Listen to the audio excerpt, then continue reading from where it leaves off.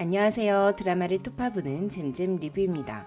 어린 시절에 당신 옆에가 앉아서 가만히 같이 있어주고 싶다는 미정이. 내 나이 90이면 지금도 어린 시절이라고 답하는 구씨. 그 뒤에는 지금 함께 있어줘서 고마워라는 말이 숨어 있었겠죠. 두 사람의 대화가 꼭 박혜영 작가가 시청자들에게 전하는 위로의 말 같았습니다.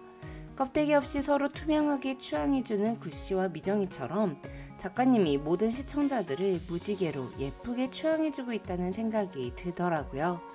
기정이의 고백처럼 무참하게 처절하게 실패해도 괜찮아. 몸과 마음 모두 다쳤지만 그건 금방 지나가는 비야. 이것 봐, 어이없게도 비는 금방 멈추고 생각지도 못했던 무지개가 뜨잖아. 태윤이가 무지개 사진 찍어서 기정이한테 무지개 사진 카톡으로 보낼 수도 있잖아.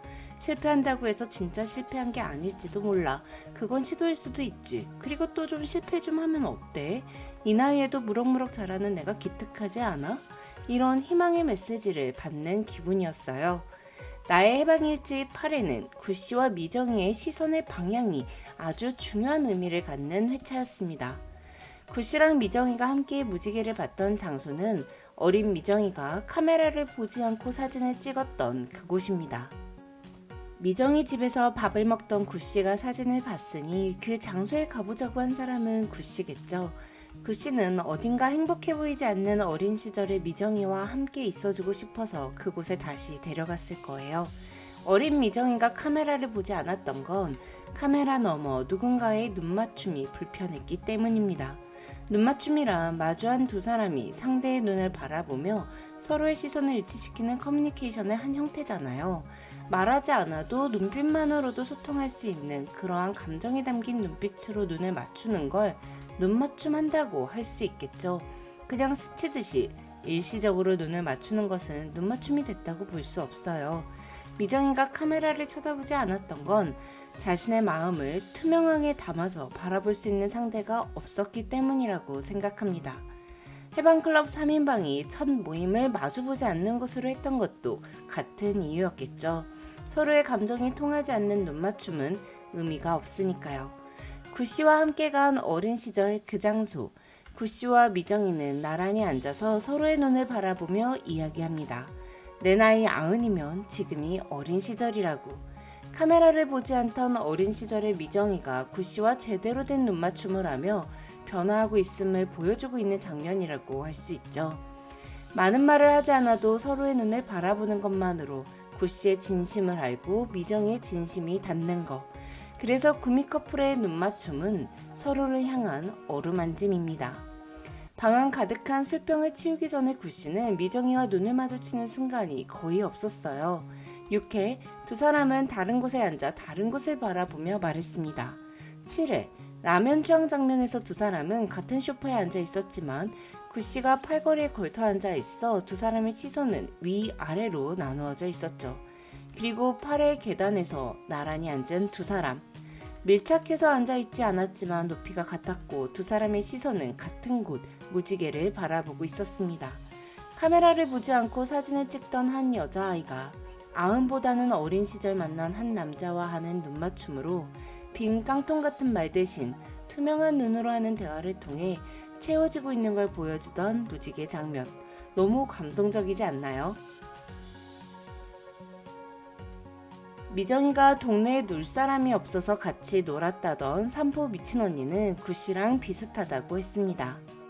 둘 다 세고 둘 다 거칠고 투명한 사람들이라는 거. 미친 언니랑 비슷하다는 거 전혀 기분 안 나빠하고 투명하다라는 말에 홀려서 입꼬리 실룩거리며 완전 기분 좋아진 구씨. 왜 이렇게 귀엽죠? 사실 이름도 안 들려주는 사람에게 투명하다는 말이 이상하게 들릴 수도 있어요. 하지만 나의 해방일지를 추앙하는 모든 시청자들은 미정이가 구씨를 투명하다고 했을 때 너무 공감했을 거예요.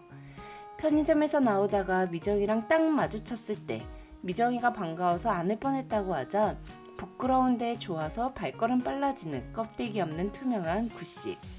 껍데기 안에 들어있는 진심이 무엇일까 생각하느라 머리 쓰고 따지지 않아도 되는 사람. 그 사람의 행동과 말 전부를 있는 그대로 믿어도 되는 사람. 함께 있으면 심장이 편해지는 사람. 구씨는 미정이에게 그래서 좋은 사람입니다.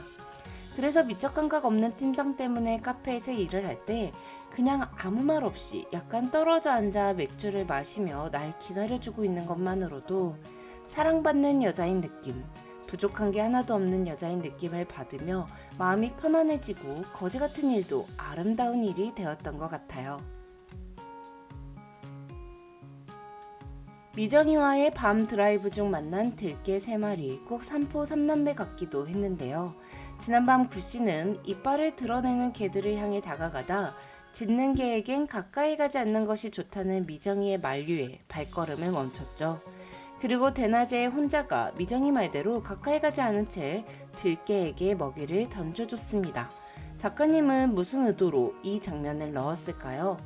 대낮에 개들에게 먹이를 던져주던 구씨의 모습은 지난밤 지나치게 가깝게 굴었던 본인의 무례함을 사과하는 듯 해보였습니다.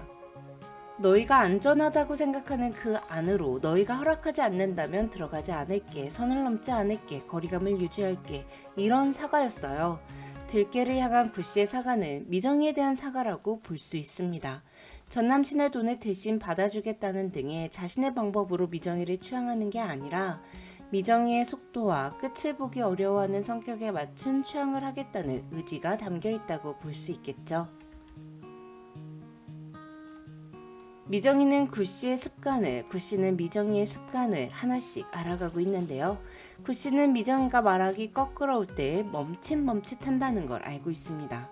미정이는 구씨가 멍하니 어떤 한 곳을 응시한 채로 술을 마신다는 걸 알고 있죠.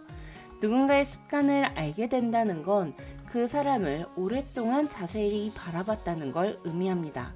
또한 서로의 습관을 말하는 건 구씨와 미정이의 쌍방 추앙이 꽃 습관처럼 당연해질 때 두 사람은 가득 채워진다는 걸 의미하기도 하죠. 늘 뚱한 얼굴로 술을 마시며 앉아있던 구씨는 미정이 일에 대해서는 아주 크게 짜증냈고 화를 냈고 다정했습니다. 일부러 그러는 게 아니라 그냥 미정이로 인해 구씨가 그렇게 변한 거죠. 산을 바라보며 술 마시는 것에 몰두하던 구씨는 미정이로 인해 세상 바깥으로 눈을 돌렸고 이내 그 바깥의 풍경은 미정이로 가득 채워지게 되었어요. 미정이 퇴근 시간 맞춰서 당역 1번 출구로 나온 구씨는 미정이와 함께 먹을 커피와 아이스크림을 살 때에도 미정이가 나오는 순간을 놓치게 될까봐 마음이 급했습니다. 산포에 내려온 후 구씨는 단 한 번도 바쁜 적이 없었잖아요. 또한 그가 바라보는 풍경도 느리게 흘러갔죠.